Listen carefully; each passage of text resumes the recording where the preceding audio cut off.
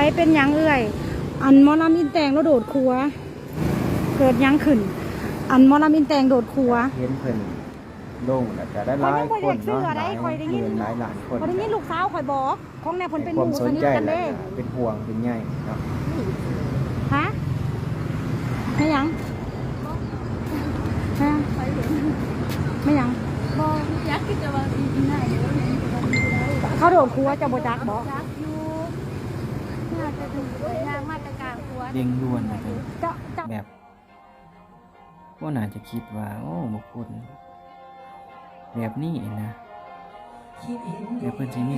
ใจแบบกล้าหาญเฮ็ดจังซี่ได้โอ้ว่ามันเกิดหยังขึ้นเนาะให้แรงบันดาลใจเพิ่นได้ตัดสินใจแบบนี้นะเนาะแต่ว่าก็บ่ฮู้เหตุการณ์ว่าเป็นหยังจึงตัดสินใจแบบนี้นะเนาะแต่สิหลายบุคคลเนาะแต่สิหลายเราที่ว่าความจริงแล้วเรามีพรสวรรค์มีความสามารถหลากหลายอย่างเนาะ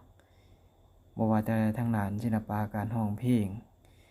การดำเรื่องหรือว่าการดำไต้ต่างๆนี่ถือว่าอยู่ในแถวเขตใต้เฮานี่ก็ถือว่าเรานี่เป็นระดับแนวหน้าระดับตัวเต็งขนาดนั้น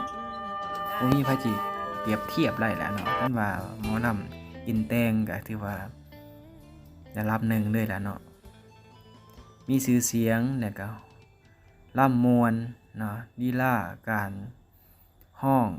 ทักษะต่างๆถือว่าครบเครื่องนะเราถือว่าถ่ายทอดความรู้สึกแล้วก็เฮ็ดให้สมผู้จ้างนั่นแหละเนาะเราก็ถือว่าสุดยอดนะแต่ว่ามาบั้นท้ายแบบนี้เนาะจังได๋จังว่าไปดีคิดตัวเองแบบนี้นะเนาะ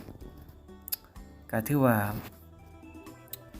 อึ้งเลยเนาะหลายคนก็คือสิคิดคือเขาเจ้าเลยก็สิหลายผลงานแล้วก็ความรู้ความสามารถของเราหลากหลายอย่างนะเนาะแต่ว่าเพิ่นมาตัดสินใจปิดชีพตัวเองในการโดดน้ำเนาะก็ขอให้